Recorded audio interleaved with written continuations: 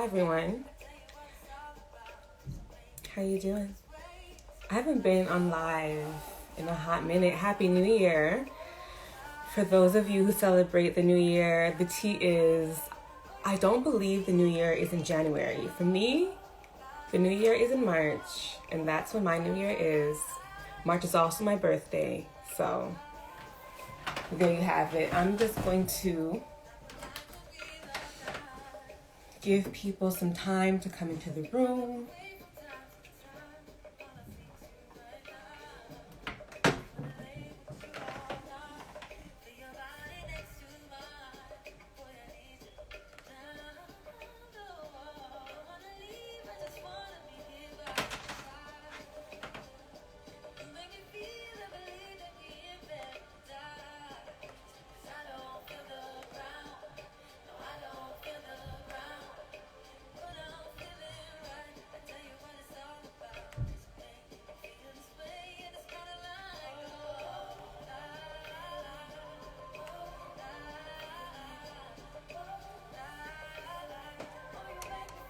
Hello. Hey, girl.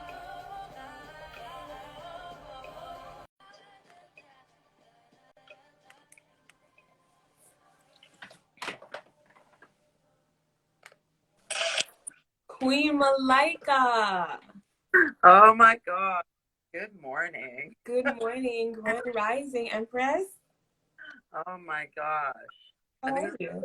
the earliest live I've ever done. So this is new. I'm usually the evening night lives, but yeah, it's my first morning live, I think. So Is it? yeah, Would you say that your magic is at night? you know what? It depends on the day and Yeah. it on what else is going on in the universe. It really does. Yeah. When you're a Pisces sun, Yeah. you're magical all day, every All day. day, every day. Get with But it. Grand so Rising, the curator creative. Good morning. yeah, Okay, so ma'am, let me introduce you for yep. folks in the back. Yes, please. Yes, please. Okay, we must. We must, we must, we must, we must. Hold on. That's not even the bio that I wanted to read. Don't play me now. Uh-oh. Uh-oh. Don't play me now. I found it. I found it. I found it. I found it. I found it. I found it. Malika Ari, the woman who walks in the light, is a Handasari. Did I say that correctly? How do I pronounce that? Haudenosaunee. Afro-Indigenous drum talk poet, rapologist. Malika can trace her lineage in Canada to Rose Fortune in the 1700s in Annapolis, Royal Nova Scotia. Her grand auntie was the late Doreen Lewis, who was the first woman mayor in Canada in the 1800s. Her late grandfather, William Oscar Wesley, served in World War II. Malika is a poet, musician, hip hop MC, arts educator, festival curator, and a queen and a goddess and all that. Oh my goodness. Nyawagoa, thank you so much. Just delighted to be with you in this way. It's been a minute since It's been a minute.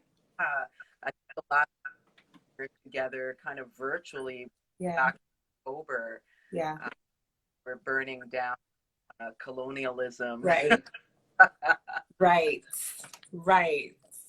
My favorite pastimes. Exactly.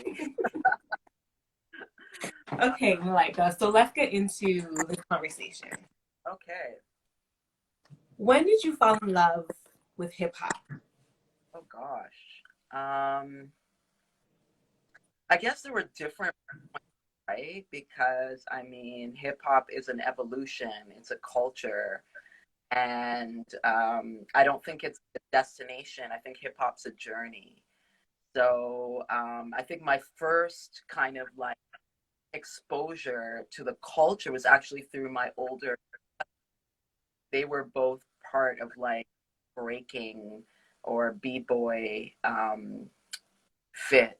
Yeah, And so being younger, but not too young, You know, my mom allowed them to take me to some of the ciphers that would happen in the park or whatever. This is Scarborough. Mhm, mhm, mhm, And watch these teenagers, because I was still in elementary school, you know, dance this music in these ways, contorting their bodies, spinning on their heads, on their, mhm, and of course, Pisces Sun and an Aquarius rising. I was just like, why can't I?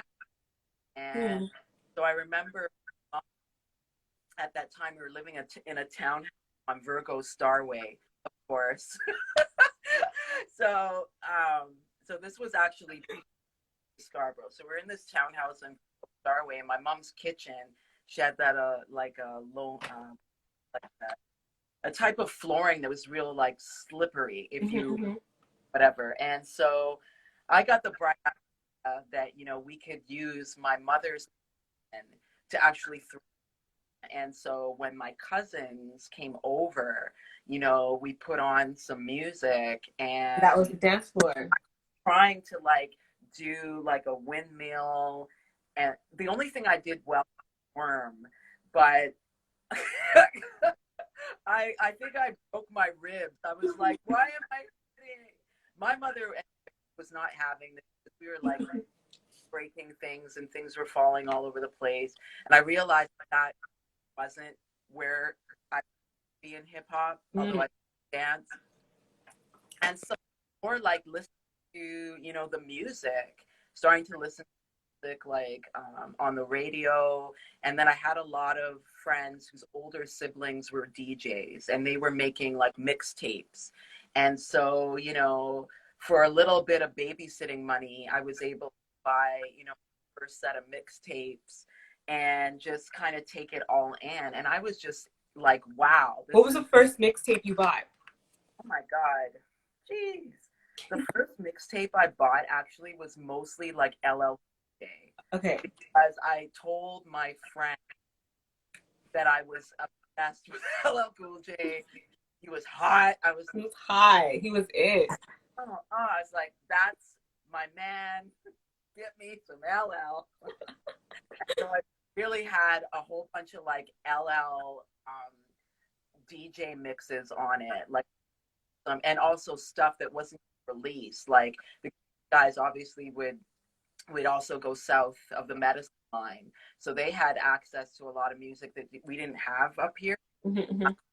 and they were getting stuff that was like when he was at ciphers or when he was doing freestyles, in different places in the states, and so I had all this. That was and I would write out the lyrics and try to memorize, and I would and that's kind of like LL, I think, was like a really good introduction for me in terms of like hip hop. And then later I left it for, I did my own little freestyle. I had my freestyling moments when I was like 10 and 11 years old.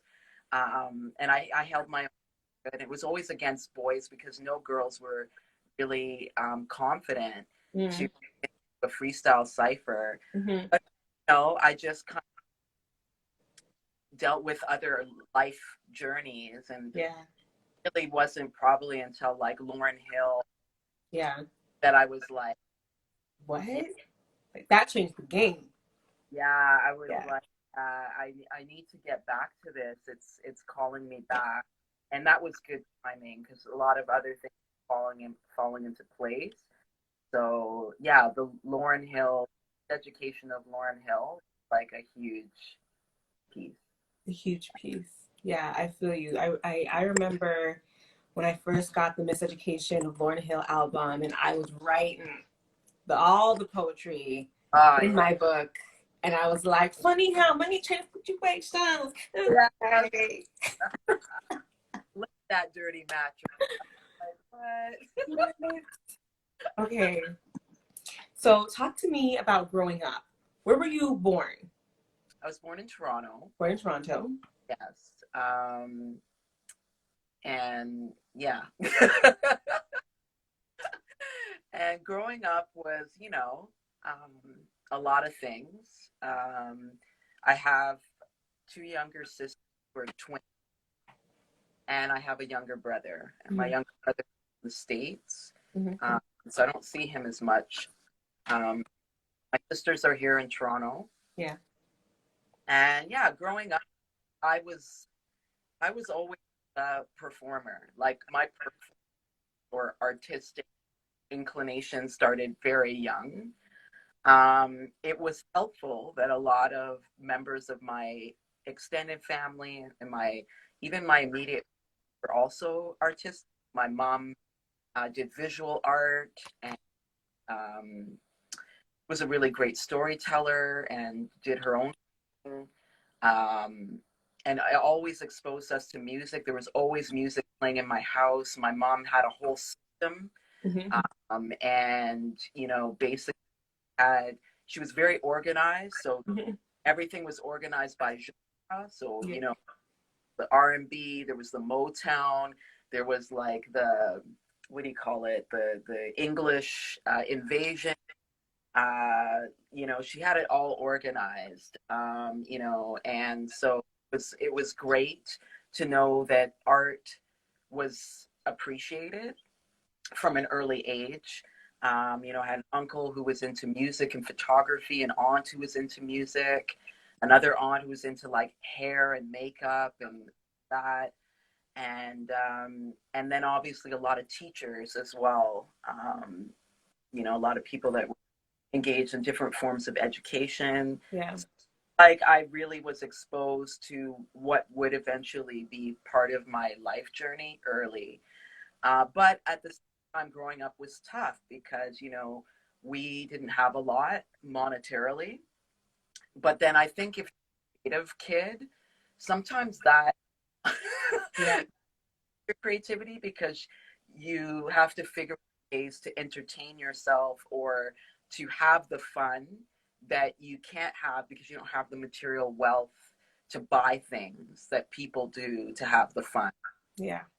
I think that, looking now, I can think that that wasn't a negative thing because, there now that I'm older, you have the means to, do certain things financially.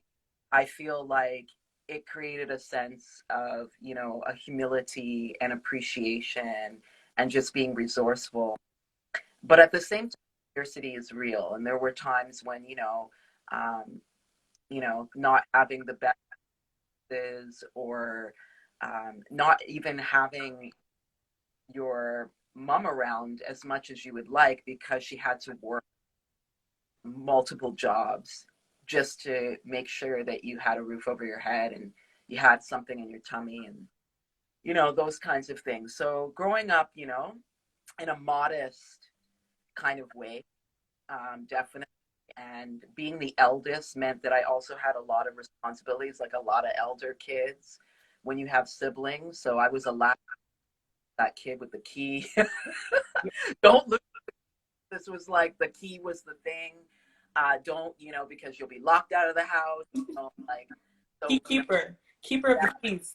I was the keeper of the key, so I had that responsibility quite young. Pretty much as soon as my sister started school, then it was like the key was around my neck, and just that responsibility of making Yeah. sure people got home. That we for the most part would eat our home for lunch because we lived close enough to the school. And so that also meant like, helping preparing and just like a whole bunch of stuff and babysitting and all the things. So I felt like I had to grow up fast, Yeah. especially with twin sisters because it's like double trouble. Yeah. Yeah. Yeah. And then somehow sometimes feeling like because I was growing up so fast and because these younger folks were taking up so much energies, I felt like I was being left out. Like no one was really seeing me, and Yeah. I've seen sometimes, and that's kind of like why I enjoyed traveling to my grandparents. You know, for a very long time in my elementary. days and Yeah. high school years, in the summers, because they gave me all the attention that I needed that I wasn't necessarily getting in at home. Mm-hmm. Um, and also the learnings important to my life today. Mm-hmm. Yeah, it was interesting. I was competitive Mm-hmm. growing up. Athletics. I started in athletics actually. I was more, I mean, athletics and always kind of like this, Mm-hmm.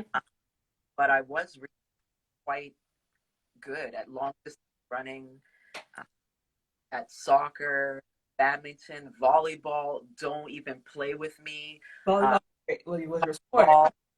I everything except basketball, and I'm a huge basketball fan. But Yeah. basketball wasn't my strongest sport, although I loved it. But really, I enjoyed a lot of the long distance running, and I thought that was actually going to be my lane. I really thought that I would become this long distance Olympic. Yeah. When you're a kid, you know what that means. And then it's like when I started high school, I was just like, it was such a different energy, like Lamar, CI, all my our town folks. That energy, Warden and Finch, Birchmount and Finch, oh my Yeah. God, Finch Strip. It's just like a whole other energy. And I found myself like really gravitating to arts.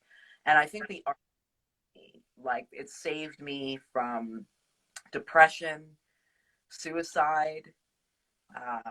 It saved me from what times in my was very dysfunctional, with my parents and having to deal with domestic altercations and stuff that were going on in the home. It kept me out of some of the stuff that was happening in the streets. Yeah. Um, just certain pressures that a lot of young girls find themselves in. It was the arts just kept like focused and put my energy in there instead of other things. So grateful that I had teachers who really supported that. I'm also grateful to the teachers who were haters, who said I wouldn't amount to shit. Mm. Uh, Mm-hmm. Mm-hmm. Sheer, I'll call your name, Miss. Who else? Oh my God! Don't Call make me them start. out.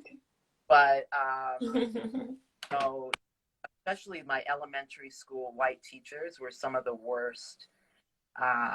And that's like before you enter high school. So you can imagine how they're trying to break you before you even get into like Mm-hmm. your high school, your secondary school education. They're already trying to break us.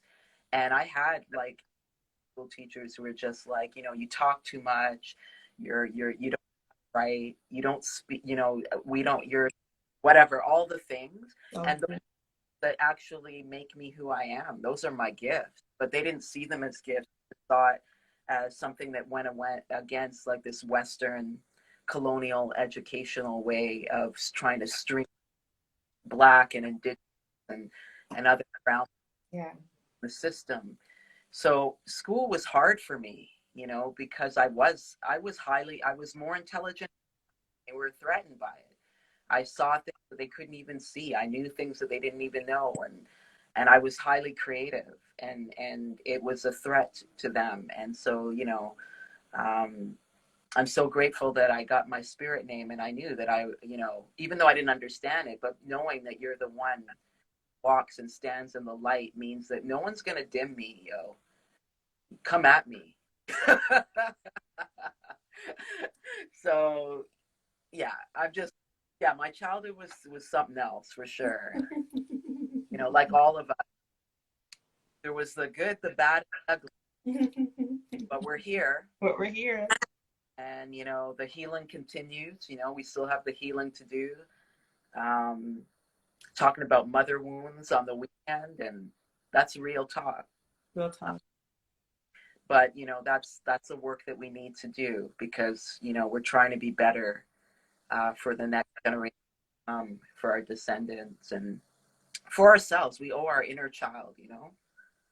So I'm working for my inner child. I'm working for my descendants every day. Mm. Heal, But generally speaking, it was an interesting childhood, and being Afro Native, other level in Let's talk about that. Let's talk about that for a second. Scarborough. Yeah, let's talk about being young Malika, Afro Native in Scarborough, like at the age of 14. Oh, you want me to go to 14? Why? Oh my God, 14. Well, that's the transition, from grade 8. Like basically it's grade 8. Yeah. That's like where you go into high school. Oh gosh. Yeah, that's a High terrible, school's a terrible place to be. terrible place to take me. Oh, I don't even know why I said 14. I said Oh my God, 14. but you did. We're gonna deal with 14. Oh my God. 14. Oh my God, Afro Native and 14. Well, I mean, essentially, by the time I was 14, there were only my close inner circle really understood my identity. Let's just put it that way. Everyone else who I wasn't like tight with, like it was just, the person who's whatever in class or whatever, like people that I wasn't tight, they just assumed, and there was always that assumption that I was just some, red gal. I mean, Scarborough, there's a lot of Caribbean folks. Okay. Okay. Okay, so let's contextualize. Got it. So I'm in Scarborough. People know this, Scarborough. So especially when I was coming up, almost my whole school was like basically folks who were either from the Caribbean at that time, or their parents were, they were first generation Canadian. Their parents had immigrated. I basically was going to school with a lot of folks from Guyana, America, but And people from Guyana have no manners, and I know because I'm Guyanese. okay, so Guyana, Jamaica, Trinidad and Tobago, oh my goodness, like Barbados, all the things, right? So all these different, Caribbean places, even like St. Vincent, St. Lucia, and then there were other like high school, but we're not in high school. So in my elementary school at 14, so it's mostly folks, Black folks from the Caribbean. Yeah. And so they automatically just assume that I was Black, which is fine because I am. But I'm yeah. I'm also Indigenous. And I got some Irish, but that's another story. But the point is, they just saw me as like Black chick who assumed one of my parents was white. So oftentimes when, by the time we're starting, have more conversations about identity, and, in grading, you're reading certain things and you're questioning certain things like, why are all our teachers white? Why is the only Black teacher the teacher? This looks really racist. All these things are starting to come out of your mouth. Yeah. And for me, like, I'm reading like high level books. I was like ahead of some of my classmates. Yeah. So, things that were also making me question so many things. And so, yeah, there was this, I was just like this mix, red gal, and they want, that was it. And when you try to explain, because unfortunately, the education system really didn't to Native people. They were basically like erased, even more so than Black people are like history books and like, whatever. So in their mind, and especially, I guess, because they're Caribbean, so they're also thinking about Native people from a Caribbean context. So they really just couldn't get it that, first of all, we're still here. And secondly, somebody can actually like be Black and have Native as well. Yeah. And so that was starting to happen. By grade 8, people really were kind of like, what? You mean you're not half white? I don't get it, but I saw your mom. And then, of course, they're just like, no, but I've seen your mom. And I'm like, my mom is not white, yo. Don't even. And so it was all of those things were happening. And I think also because my father is Yeah. really like melanated, Mm-hmm. right? And so like they'd see my dad, and my dad looks black. And then, they'd see my mom, like, oh, she's so fair, must be a white woman. I'm like, no. So anyways, that was really tough. And so I spent 14, I guess, leaning more into my blackness because most of my friends were black. Like I didn't have like a native friend at 14 in my middle school. And if there was one, they weren't self-identifying. I didn't even know who they were. You know what I mean? So like everyone who was in my inner circle was black, and they were mainly Caribbean roots. And so you know how it is that you want to fit in. So it's okay if I'm gonna like have any friends right now and have a social life, I'm just gonna be blackety blackety black. Right. Now, whatever. And then at that time, the language, like everyone was really their black tongue. Like there was this thing that was happening to me where even though we were being taught standard Canadian English, we were with our group just chilling. Everyone was just in slang and like slanged up and all like and it was a combination of like language, I guess Black Canadian, Black American language, as well as like Caribbean language. And of course it was all coming out of your mouth. And sometimes I would be like, why are you talking like what language is that, ma'am? And when you have certain friends from a different culture, the first thing they want to teach you is like all the bad words. Yeah. So you're coming home and you're saying like things that that you probably shouldn't say, but you don't really know what it is. And so all of this was happening to me at 14. I was just like really leaning Black, cultures, especially from the Caribbean. And the thing is, my father is actually from the Bahamas, but he didn't really gift us with much of the Caribbean culture, to be honest, except for like appreciating avocados. This is the main thing. Telling you the truth, avocados and rice and peas. Yeah. That I remember. But honestly, because my father wasn't that active in my life, even though he lived with us, he wasn't really an active participant transmitting culture actively. I really didn't get much. So what I was getting, and that was about, and through music, obviously, like music was a huge piece of that. But yeah, that was me at 14, just like kind of like anomaly, like, and I tried to,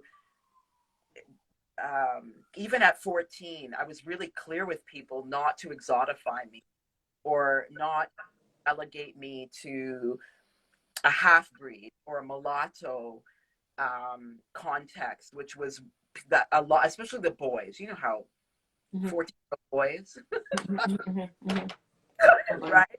So just really being there, like, no, that's not what this is, and don't even go there. It really wasn't until high school that I began to speak to my indigeneity with more assertion. Maybe because it was more of a multicultural population, so not just Caribbean, but people from all over the world.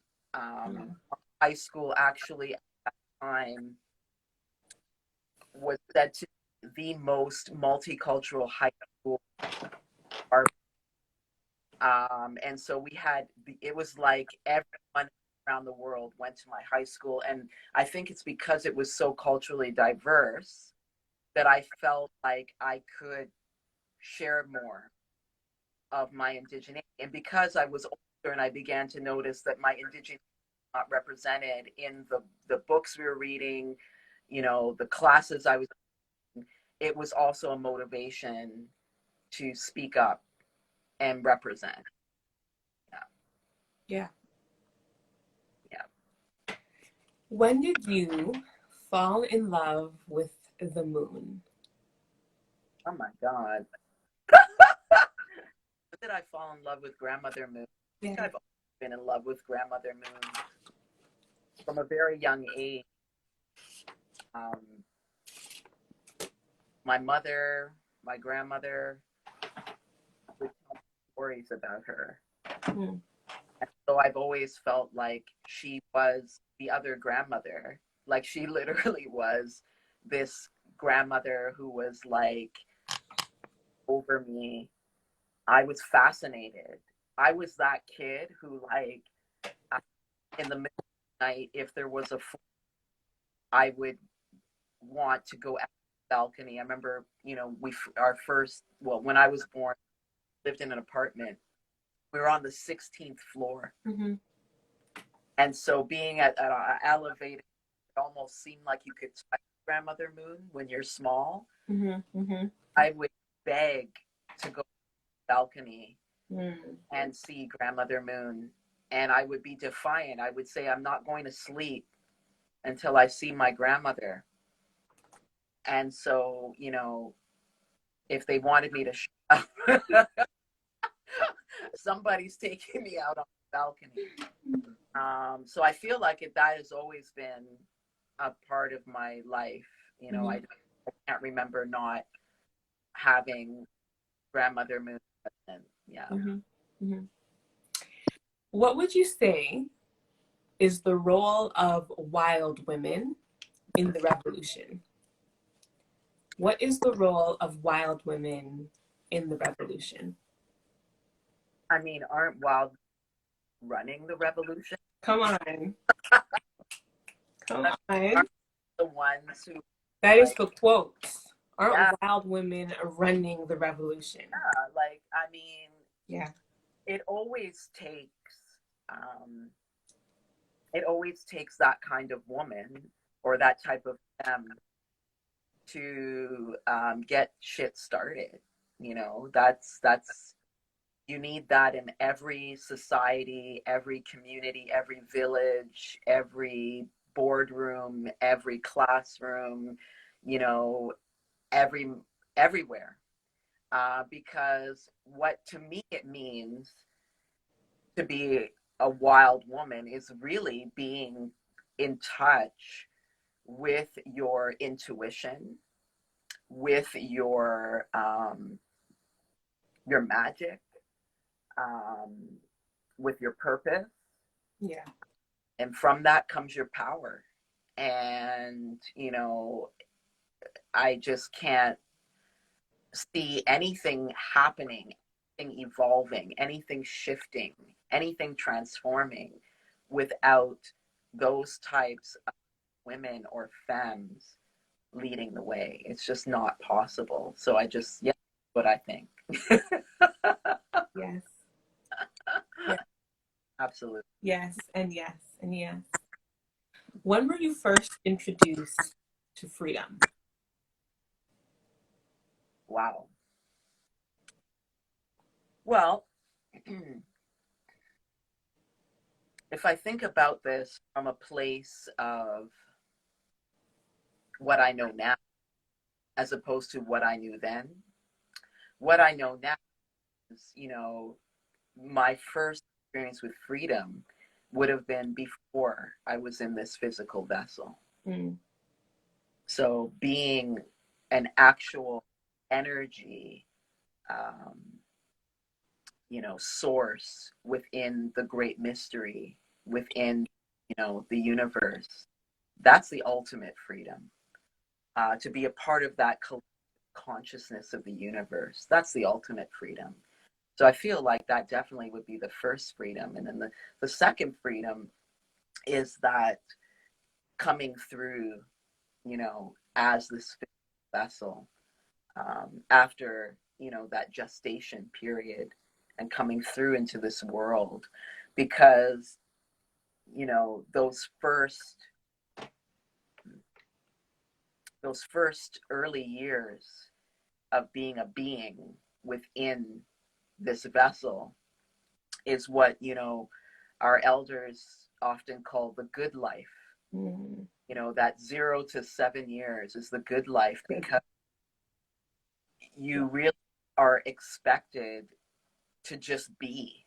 Yeah. And be the village and the community's responsibility to take care of the, Yes.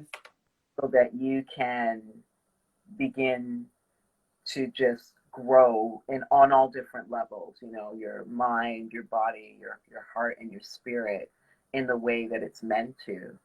um, so to me, that would be the second.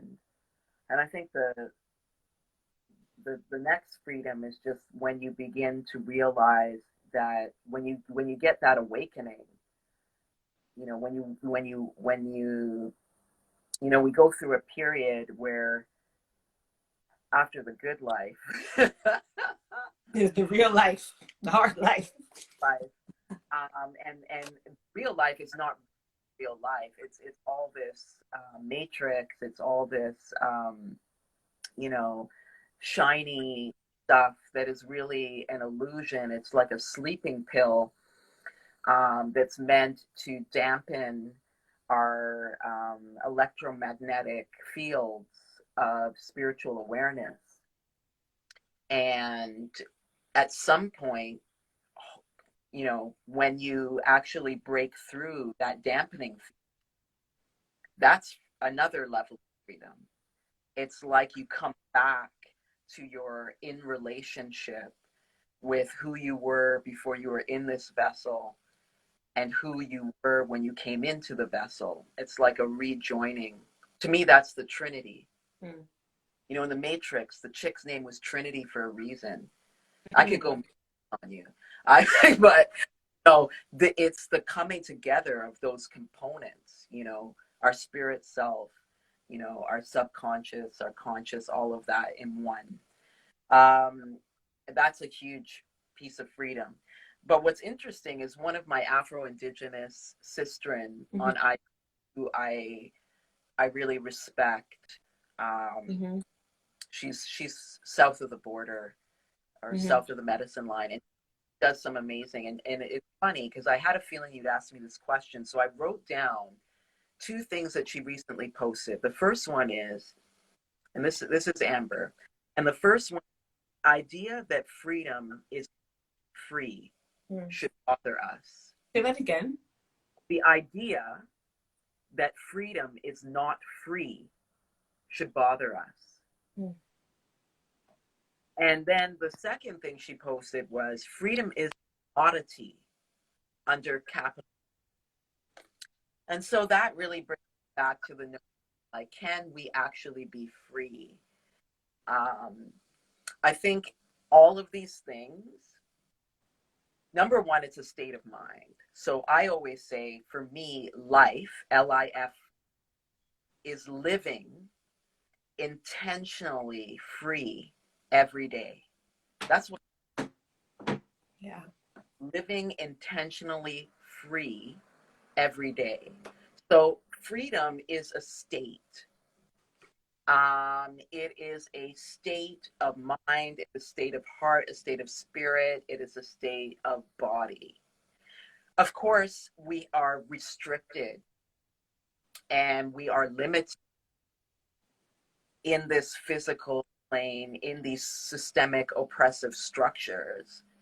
But at the same time, as I was talking with some other amazing, brilliant folks on the weekend, never believe that your freedom or your power to be free is outside of yourself, because that's the conditioning that we're in. And as soon as you believe that, then you will never know freedom, right?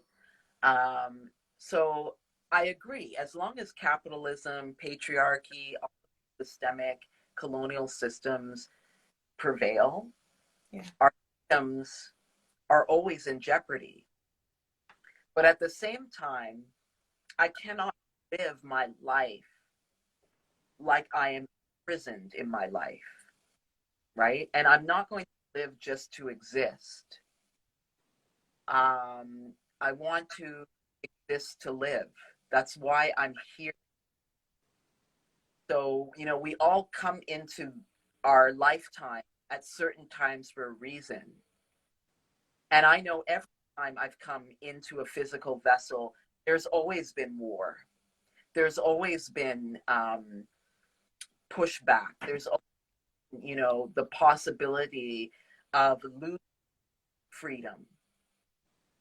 And I feel like I'm always there because maybe I'm one of the wild women who's going to say, hey, wait a second, wake up. You're either to live your life in an imprisonment, or you are going to seek ways to free your spirit while you're here. And that has a lot with not only spending time freeing your mind, your body, your emotions in this visceral physical plane, but also always spending time connecting back to who you were before you were who you are now. So really going back to your spirit self, your soul self, that soul power. Because anytime I feel like I'm done, I just know I need to go back to my soul power. My soul power will tell me, you're not done. There's more to do, and this is how you're going to. So freedom is a state. It's a state of being and knowing. Yeah. Yeah. I feel you on that. I feel you on that. Auntie, our great auntie Nina Simone sings, I'm just a soul whose intentions are good. Oh Lord, please don't let me be misunderstood. Yes, absolutely. What are 3 things that you would like people to know about you? Oh gosh. Um, 3 things I'd like people to know about me.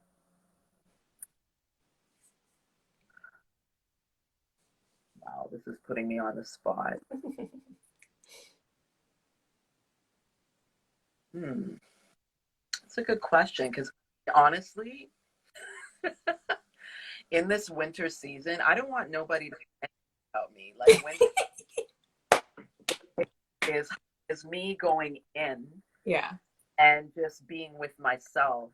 And there's only a few people that I'm extending myself like you today, to share space with, but mostly for the next couple of months, I'm not going to be as out there because I need to actually know more about myself. This is the time to do your dreaming, in your meditative time, in your ritual time. So that's interesting. But what can I tell you? I mean, some of it you said off the top in my bio. You know, I think one of the things that I am, I'm really, I have a lineage, um, and particularly the Black loyalist lineage that I carry, goes back 9 generations. Rose Fortune, who of course was the one of the first entrepreneurs, Black entrepreneurs, Black woman entrepreneurs in what we now know as North America, and also was one of the first Black female law enforcement folks, which is interesting because of how I feel about the Popo. But she wasn't policing for a police force. She was literally a community police person Like she was basically a wild woman, Mm-hmm. who had been enslaved, Mm-hmm. Virginia. So she was born into slavery. And then, with the Black loyalist um, situation, came here with her parents, who were still owned by the Devon family. So the Devon family came here with her parents, and she didn't actually get papers for quite a bit of time. So she was 10 years old when she came over here, to the north and in Scotia, Mm. Guess and you know, I'm thinking about that lineage. It's important to me. You mentioned my auntie, my grand aunt, Doreen Lewis, who was the first, you know, basically Afro-Indigenous. Of course, she wasn't listed as Afro-Indigenous; she was listed as Black, but you know, by the Toronto Star, whatever news. Yeah. But she was Afro-Indigenous, and was the first, woman mayor, Black woman mayor, you know, in Canada, of Annapolis, and that was 84. Yeah. So that wasn't long ago. Yeah. And it was, that really inspired me. That's the first I found out. Because when I was trying to do a presentation for school, um, you know, my grand uncle told me about my grand aunt and said, something on her. And she only recently passed, you know, um, and, went on to do a whole bunch of other things. But I think lineage is really important. Um, what else? I love cats. We'll go to one extreme to the other. I just But fell in love with cats, actually. okay, I've always Mhm. been, like, I grew up with cats. Yeah. Cats used to follow me home. They followed my mom. Like, it came from my mom. My mom always used to have cats, and then cats would do the same thing for me. And, but I mean, it's been a while since I've actually been, a fur mom, just because my life is just so incredibly whatever. But, during this pandemic, slowing down and having that reflection, and also knowing, that these fur babies, these relatives, are so much a part of practice. Yeah. Our ancestors, before domesticated animals or whatever, these are our first teachers.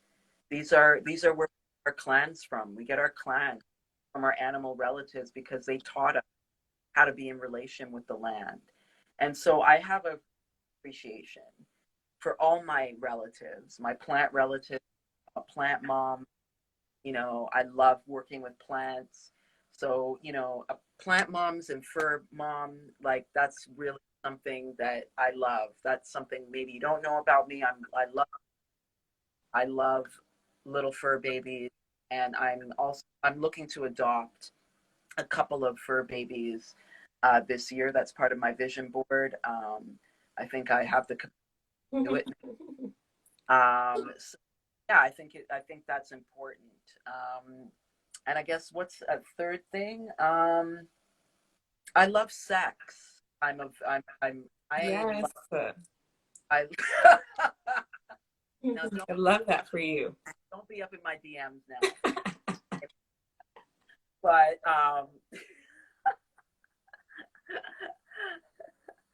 Somebody has a rabbit they want to give away, like a real rabbit or a toy rabbit.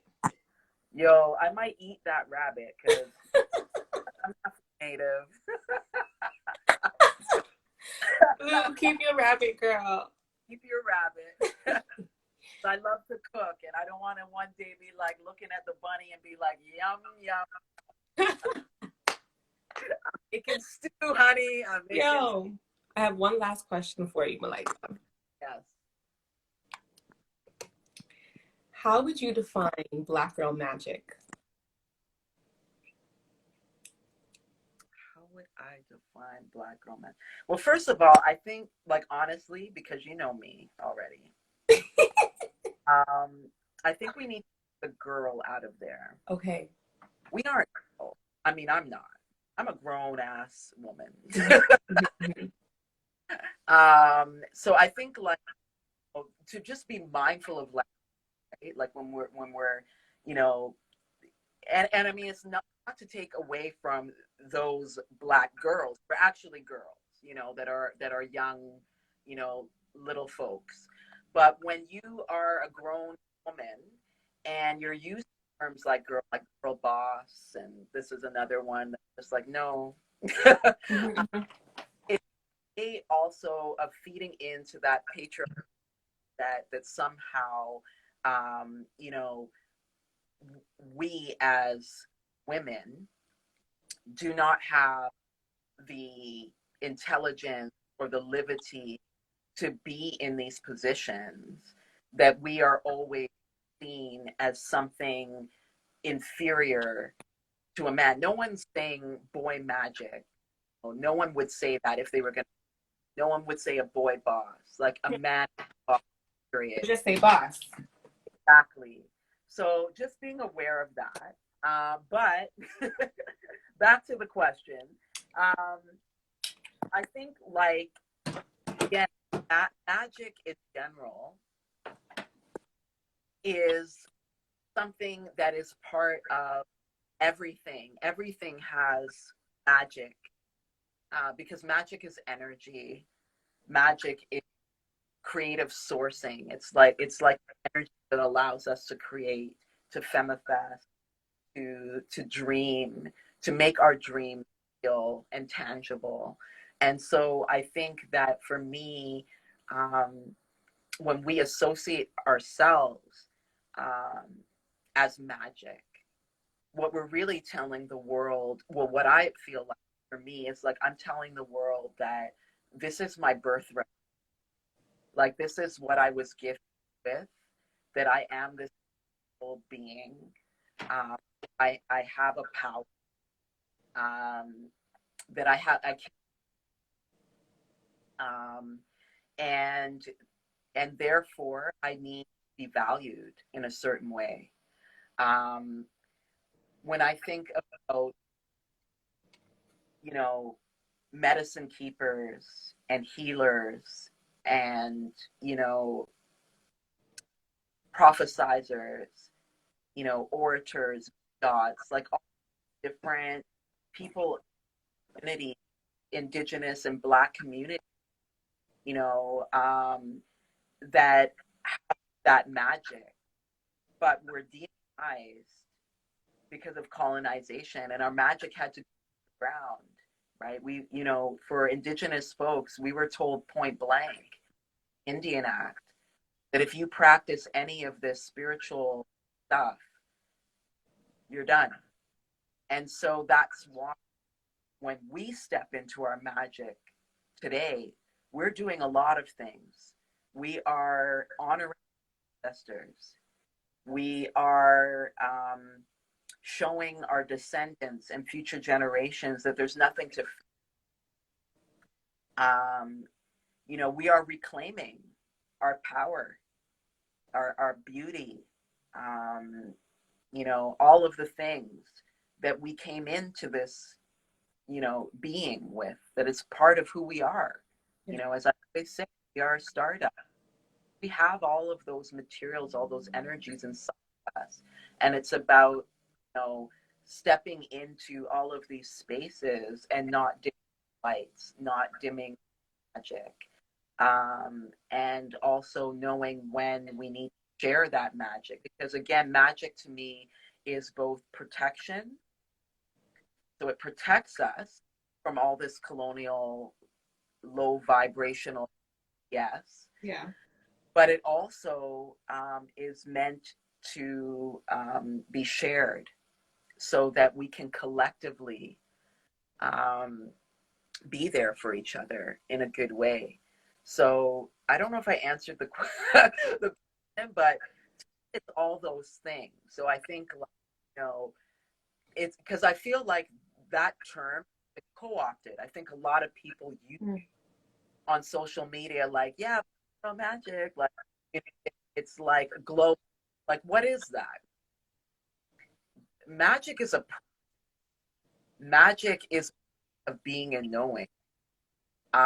It's not, it's not the concealer that I put on that I wipe off before I go to bed. It's actually something I carry with me all day, every day. Um, how I choose to show it to you depends on who you are and what the situation is. But I'm always carrying my magic in my bundle. It is part of my bundle. It's part of my medicine. Yeah. Yeah. Thank you for cutting up with me at 11 a.m. I know. You were absolutely brilliant. Oh. I remember when I fell in love with you at the Fold. I thought that you were Yeah, everything. I remember. Yeah. I'm very shy. This is okay. So another thing, I love sex, and I'm also shy. There's shyness about after a performance and before a performance. During a performance, I'm in my done. Yeah. But afterwards, I'm like, I go back to being just like this little person. Yeah. Like, I resonate with that. And you were like, I believe the first person who came up to me afterwards, and you said, "Can I hug you?" Like you gave the consent, so it's like, oh, consent is happening. Okay, then, because I'm shy. But and then just you were just so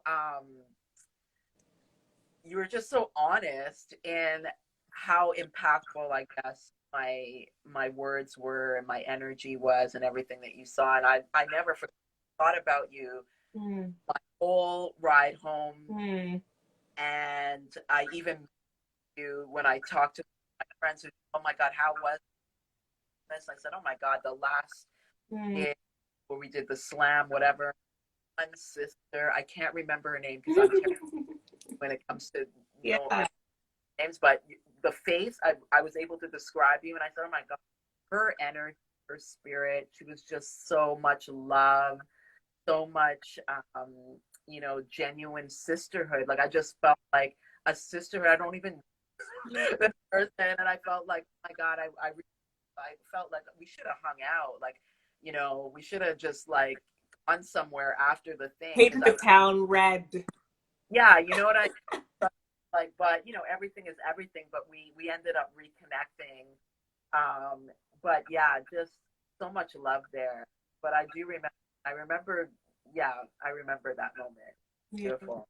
Yeah, it was beautiful. Well, girl, I don't even know what to say next. Like, I'm just like, I lost for words. Well, I could drop a poem. Yeah.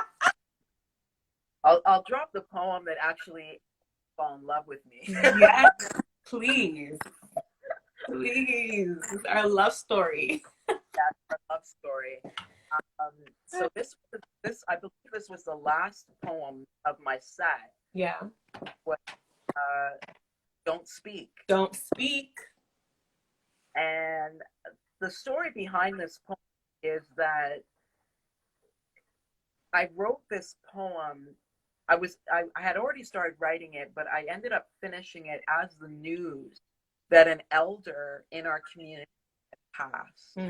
And this was someone who, for a lot of Afro-Native and Native folk in the Toronto area, Tikarando, had received a lot of teaching.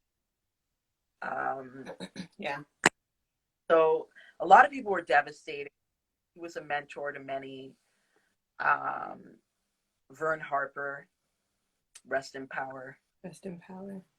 And so that energy of like grieving, there's a grief in this piece. And at first I was like, oh, maybe I should start this going in another whatever. But then it's just like, no, I need to honor, maybe it's his spirit. Maybe I'm channeling, I didn't want to, because he was so much a story keeper. He was always emphasizing to us that our stories are what are going to are going to keep here and help us move forward in a good. And so, yeah, don't speak. Lip gloss on. Come on. All right. Do you speak on this land? This is indigenous land. Speak. Do you speak on this land? This is our home, our native. Do you speak? Do you speak on this land? This is land, occupied land, land under. Do you speak? Do you speak foot to ground above our burial mounds? Do you speak? Do you speak broken promises, broken treaties, breaking spirits? Do you speak? Do you speak white noise, static, so sterile, the sterile natural flow of our blood memory, ice caps from oceans to seas to rivers to brooks to creeks? Do you speak or leak false truths like pipelines built in 1952, which are spewing toxins? It's altering our social consciousness. Do you speak? Do you feel before you speak, or do you think before you speak? Because the heart, the head, but instead your head leads your heart. That's why when you speak, things fall apart. Do you speak? You just talk a whole bunch of shit. And for centuries and centuries and centuries, you've been fertilizing it. Well, today I'm going to teach. I'm not going to speak. I'm going to preach. I'm not going to speak. I'm going to reach back 7 generations into my ancestral. Come from a people who don't speak. We be that sexy, crazy, cool speak that got you on trying to appropriate did originate. You see, our stories are encased in the plates of a turtle shell. That's why we are the backbone of this nation. Our stories are prophecies foretold. That's why we have withstood more than 500 years of colonial domination. Our stories are femifested and forged with light, sound, and story, personification of egotistical patriarchal glory. Our stories are an act of sovereignty, a reclamation of space, disrupting white privilege and dismantling systemic hate. Our stories inflate our lungs with laughter and love, language, laughter and love, so that we don't. You buried our stories, forgetting they were seeds, our ancestral promise and our elders' dreams. You see, stories of the legacy we leave, chapters sung and drummed into our reality like of a song, and our syllabics etched in granite, souls wrapped in sacred birthmark scrolls. Our stories are an act of creation, Mama Earth's gestation. That's why we rise from the root and are destined to bloom truth. Our stories never die. Our stories never die. For when we came into this existence, we're already femifested and gifted with our narrative. So when we transition to Galoon, a place in the sky, we know someone will inherit them. So I ask you, do you speak? Do you speak on this land? This is indigenous land, our home, our native land. Do you speak on this land? This is stolen land, occupied land, land under siege. Do you speak? Because the next time we meet, don't speak.